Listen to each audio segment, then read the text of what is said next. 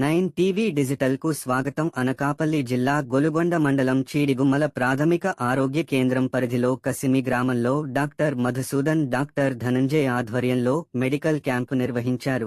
ఈ సందర్భంగా డాక్టర్స్ మాట్లాడుతూ వాతావరణంలో మార్పుల వల్ల సీజనల్ గా వచ్చే వ్యాధుల పట్ల ప్రజలు అప్రమత్తంగా ఉండాలని చీడిగుమ్మల ప్రాథమిక ఆరోగ్య కేంద్రం వైద్యాధికారులు సూచించారు. ఈ సందర్భంగా వైద్య శిబిరంలో పాల్గొన్న ప్రజలకు బీపీ, షుగర్ పరీక్షలతో పాటు మలేరియా, ఇతర వ్యాధులు పరీక్షలు నిర్వహించారు. అనంతరం వారికి కావలసిన మందులు అందించారు. ఈ వైద్య శిబిరంలో 35 మంది రోగులు చికిత్స చేయించుకున్నారు. ఈ వైద్య శిబిరంలో doctor Madhusudan, doctor Dhanunjay, MLHPP Venkatalakshmi, ANM Lovalakshmi, ASHA కార్యకర్తలు, వైద్య సిబ్బంది, గ్రామ ప్రజలు పాల్గొన్నారు.